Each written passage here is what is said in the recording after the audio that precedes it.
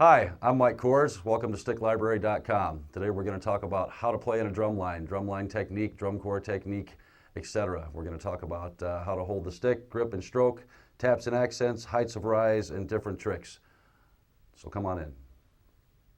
First of all, to play on the marching drumline, the sticks we use are slightly larger than normal sticks, like a 2B or a 7A or a 5B or something like that you might use for a concert snare drum or a drum set.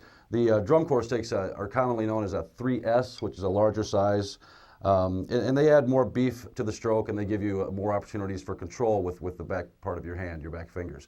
To start off with, we're going to talk about how to hold this stick. So if you have sticks, go ahead and pick them up. Let's start by putting them on the drum. Using your thumb and your forefinger, go ahead and grab the stick and squeeze it and lift it. That's going to be your two most important points of contact, or the fulcrum. There's some different ways to handle this. The way that works for me is to also use my middle finger. So between my first two fingers and my thumb are actually the grip point or the fulcrum of the stick. And that's where you're going to use the majority of pressure and energy when you play. When you first grab the stick, you want to use your thumb and your forefinger and your next finger as the grip point. So actually you have kind of a pivot here like you might see on a seesaw or a teeter-totter. You need a point of leverage, which is called the fulcrum, which is right here in your hand. Go ahead and use that and comfortably move the hand down to the side of the body. And let's do that with both hands. This grip is called the match grip because both hands match. There are two grips that are commonly accepted for the marching drum line, the traditional grip and the match grip. We'll start with the match grip. So we've got our fulcrum in place with both hands comfortably to the side. Now we want to place the tips in the middle of the drum in a big triangle, kind of like a piece of pizza or a piece of pie right there. That's what we're using. As we do that, let's go ahead and wrap the remaining fingers around the stick. So basically what you want to do is activate your forearm by wrapping the bottom two fingers around the stick as well. When you lift for a stroke, it also activates the muscles and tendons in your forearm, and it gives you the weight of your arm for the stroke. I'll show you a couple of examples here. Without the back fingers on the stick, here's your sound.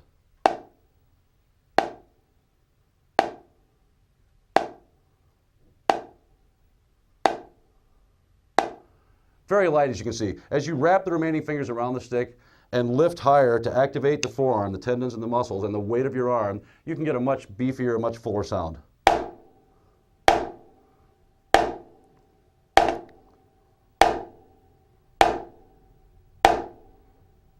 And that's what we're after, sound quality. We want a nice full sound that pushes the sound through the bottom head. So we need to go ahead and use the weight of our arm for that sound.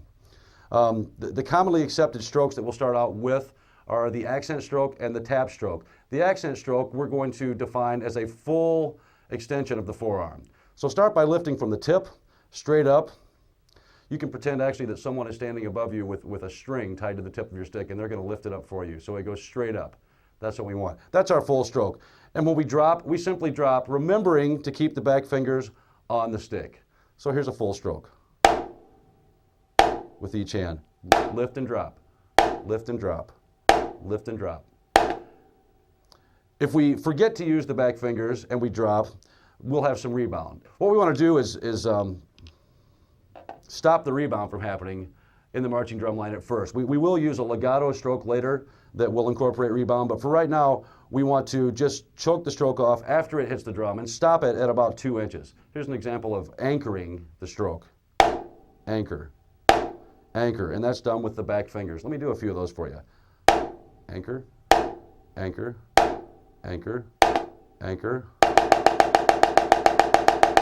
Those are all anchored strokes.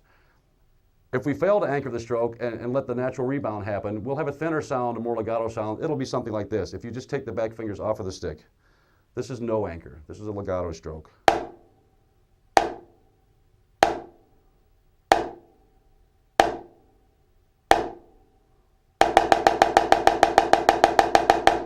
I'm going to perform a series of legato strokes followed by a series of anchored strokes so you can hear the difference in sound quality. First, legato strokes. Now anchored strokes. Much more weight in the anchored stroke. As we move further into the drumline or rudimental marching things that we'll need to play, sometimes there are a lot of notes that move by quickly. So in order to get those notes the space they need to speak well, we need to anchor our strokes so the sticks stay low so we can move faster. For now, we're going to do a short exercise that'll give you a chance to work on the difference between the full stroke and the tap stroke. The tap stroke is simply a drop. There is no lift, there is no preparation for the tap stroke. You simply drop it from your ready position. Your ready position should be about 3 inches above the drum. So a tap stroke would be like this. Simply dropping, no lift. Full stroke, tap stroke. So what we need to do is train our hands to recognize the difference instantly. As soon as our mind thinks it, our hands should be able to do it. This is called muscle memory. One way to create muscle memory is to repeat patterns over and over and over until our muscles actually memorize what our mind is telling them to do. So here's a simple pattern, and we're also going to add some counting so you can start to get used to counting things as you play. It's very important to understand where you're at within a measure, where you're at within a piece, and to be able to count constantly and know how the numbers of counting relate to playing. So this tap accent exercise is going to be counted like this. We're going to play 1 and 2 and 3 and 4 and. We're going to make the numbers accents and the ands taps like this. 1 and 2 and 3 and 4 and. Pretty simple, right? Try it with your left hand once. Full stroke, then tap. 1 and 2 and 3 and 4 and. Right hand again. Left hand.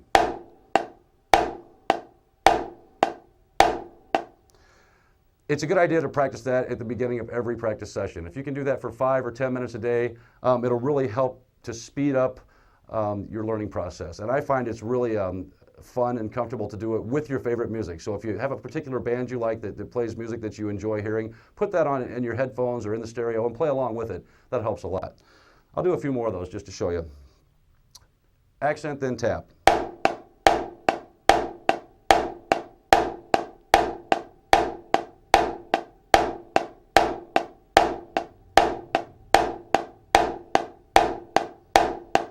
Pretty simple, but necessary to repeat that 5 or 10 minutes a day.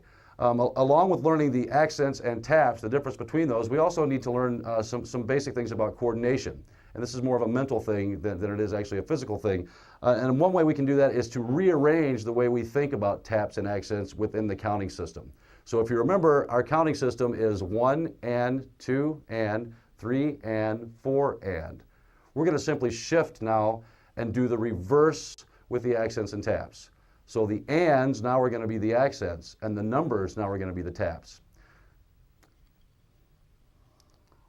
1 and 2 and 3 and 4 and 1 and 2 and 3 and 4 and 1 and 2 and 3 and 4 and 4 and. Again, pretty simple, but if you spend 5 or 6 minutes a day on that, it'll start to train your muscles to do what your brain will eventually tell it to do. Another big step in coordinating your mind and your muscles is to put two things like that together. So we're going to string those together in a 2-measure exercise.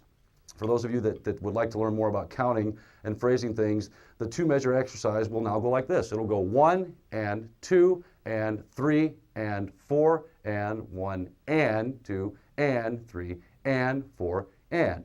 Sounds simple. Let's try it. Here we go. 1 and 2 and 3 and 4 and 1 and 2 and 3. And then repeat with your left hand.